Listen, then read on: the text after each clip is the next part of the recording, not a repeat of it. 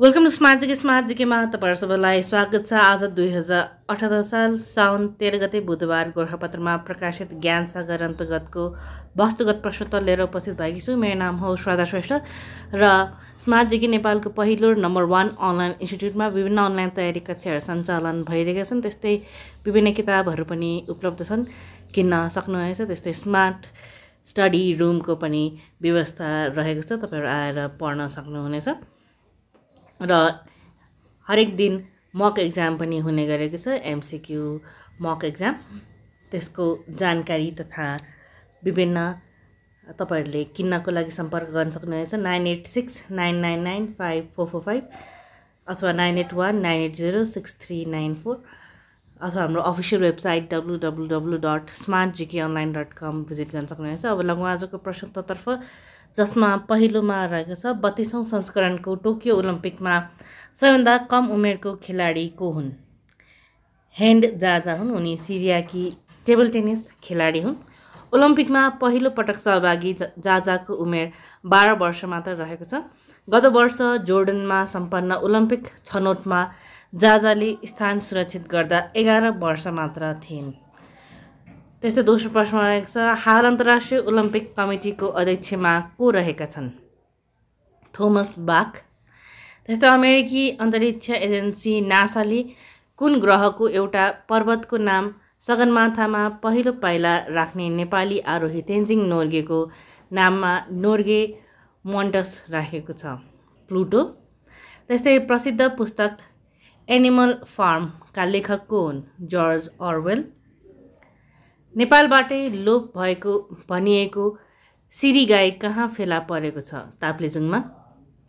करिब 3 वर्ष अघि नै लोप भइसकेको भनिएको सिरी गाई ताप्लेजुङको साबलाखु, सिनाम र आँखोपमा फेला परेका छन्।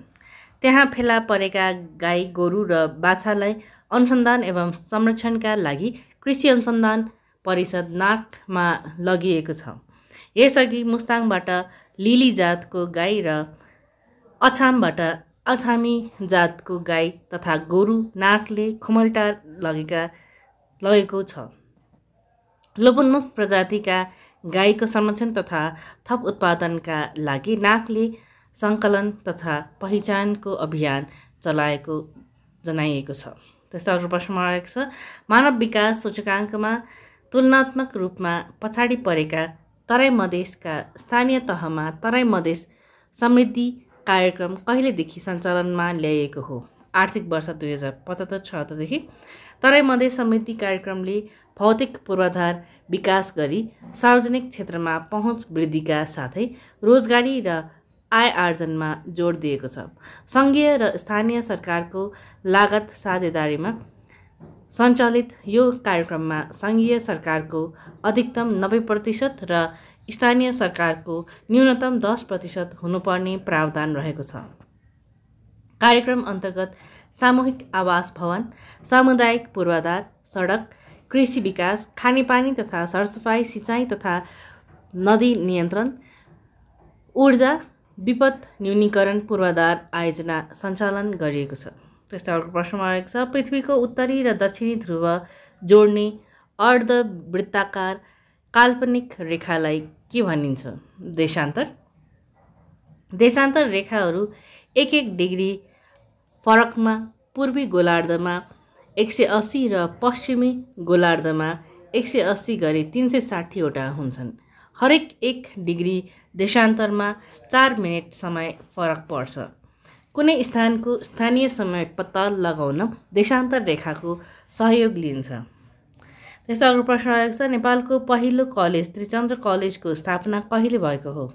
विक्रम सम्वत 1975। विक्रम सम्वत 1976 मा त्रिचन्द्रमा आइए तथा आइएससी, विक्रम सम्वत 1981 मा बिए तथा विक्रम सम्वत 2004 मा बिएससी को पठन पाठन सुरु भएको हो। विक्रम सम्वत 2030 मा नयाँ शिक्षा लागू गरिए पश्चात यसलाई त्रिचन्द्र कलेजबाट त्रिचन्द्र क्याम्पस नामाकरण गरिएको हो। त्यस्तै अर्को प्रश्न रहेको छ, आषाढ शुक्ल एकादशीलाई हरिसायनी एकादशी भनिन्छ भने कार्तिक शुक्ल एकादशीलाई के भनिन्छ? हरिबोधिनी एकादशी। त्यस्तै विभिन्न किसिमका जीवजन्तु, पशुपक्षी, कीटपतङ्गको वासस्थानका लागि सिम, घोल, पोखरी, नदी किनारमा सधैँ पानीले भिजिरहने ओसिलो भूमिलाई के भनिन्छ? सिमसार। त्यस्तै हाम्रो सबैभन्दा ठुलो कमजोरी प्रयत्न गर्न छोड्नुमा छ। सफलता प्राप्त गर्ने सबैभन्दा सुनिश्चित उपाय भनेको अर्को एकपटक प्रयत्न गर्नु मात्रै हो भन्ने विचारक को हुन्? Thomas Alva Edison. उनी वैज्ञानिक हुन्। त्यस्तै अर्को प्रश्नमा रहेको छ सङ्गीत शिरोमणि भनी यज्ञराज शर्मालाई चिनिन्छ भने वाद्य शिरोमणि भनी कसलाई चिनिन्छ? उस्ताद गणेशलाललाई। त्यस्तै नेपालमा धामी झाँक्रीले गजाले हिर्काएर बजाउने बाजालाई के भनिन्छ? ढ्याङ्ग्रो। त्यस्तै कुनै वस्तुमा भएको पदार्थको परिमाणलाई के भनिन्छ? पिण्ड। वस्तुको पिण्ड भौतिक तराजुले नापिन्छ। अन्तर्राष्ट्रिय नापतोल विभागमा राखिएको प्लाटिनम इरिडियम धातुबाट बनेको ढकको पिण्डलाई 1 किलोग्राम मानिन्छ। त्यस्तो अर्को प्रश्नमा रहेको छ पूर्वजबाट सरेर नआएको तर पछि अकस्मात देखा पर्ने नयाँ गुणयुक्त सन्ततिको विकास हुने प्रक्रियालाई के भनिन्छ? उत्परिवर्तन। एउटै जातिका सजीवहरूको बीचमा देखा पर्ने असमानतालाई परिवृत्ति, मातापितामा भन्दा सन्तानमा देखिने केही न केही भिन्नतालाई चाहिँ परिवृत्ति भनिन्छ। एक खाले वंशाणु भएर पनि फरक फरक किसिमको वातावरणमा हुर्कँदै जाँदा विभिन्नता देखा पर्नुलाई भने वातावरणीय परिवृत्ति भनिन्छ। त्यसै अर्को प्रश्न रहेको छ मुटुबाट शरीरका विभिन्न भागमा रगत पुर्याउने रक्त नलीलाई के भनिन्छ? धमनी अर्थात् आर्टरिज। शरीरका विभिन्न भागबाट रगत मुटुसम्म पुर्याउने रक्त नलीलाई शिरा अर्थात् भेन्स भनिन्छ। त्यस्तै अर्को प्रश्न रहेछ महान दार्शनिक सुक्रातको जन्म कहाँ भएको थियो? ग्रिसको एथेन्स सहरमा। त्यस्तै काठको प्रयोग गरी विभिन्न मूर्ति, भाँडा एवं झ्यालढुका, टुँडाल, फर्निचर आदि निर्माण सम्बन्धी कलालाई के भनिन्छ? काष्ठकला। त्यस्तै नेपालमा सर्वप्रथम स्थापना भएको औद्योगिक क्षेत्र कुन हो? बालाजु औद्योगिक क्षेत्र विक्रम 2016 सालमा स्थापना भएको। त्यस्तै भ्रष्टाचार निवारणका सम्बन्धमा प्रधानमन्त्री जङ्गबहादुर राणाको पालामा स्थापित अड्डाको नाम के हो? धर्म कचहरी। त्यस्तै ऊ मरी अरे नामक कृतिका रचनाकार सुभाष घिसिङ हुन् भने ऊ मरेकी छैन नामक कृतिका रचनाकार को हुन्? बालकृष्ण सम। त्यसै झाँगड भाषा कुन भाषिक परिवारभित्र पर्दछ? द्रविड भाषिक परिवार अन्तर्गत पर्दछ। त्यसै नेपालमा दिगो आर्थिक विकास र मजबुत ग्रामीण अर्थतन्त्रद्वारा गरिबी निवारण गर्ने बलियो आधार केलाई मानिएको छ? कृषिलाई। त्यसै दुई हात प्रयोग गरी बजाइने आवाजलाई ताली भनिन्छ भने दुई औँला प्रयोग गरी बजाइने आवाजलाई के भनिन्छ? चुट्की।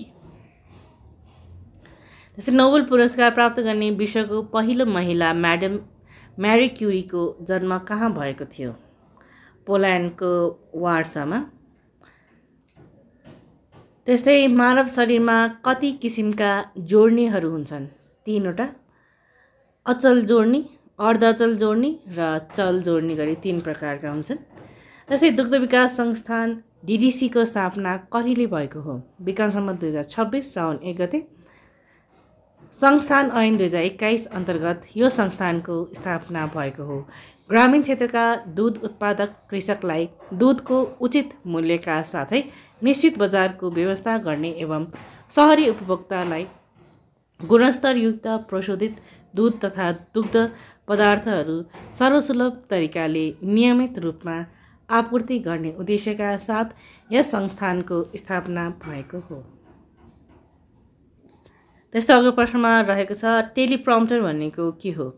सार्वजनिक सम्बोधनका क्रममा वक्तालाई आफ्नो लिखित मन्तव्यको प्रस्तुतिमा सहजता पुर्याउने प्रविधि हो टेलिप्रम्प्टर।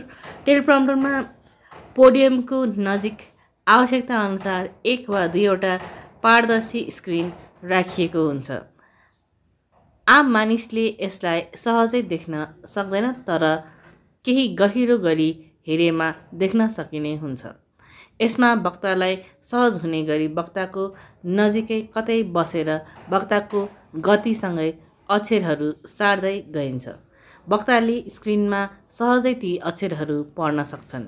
यसबाट वक्ताले श्रोतातर्फ हेर्दै प्रभावकारी रूपमा आफ्नो लिखित मन्तव्य स्वतस्फूर्त रूपमा व्यक्त गर्न सक्छन्।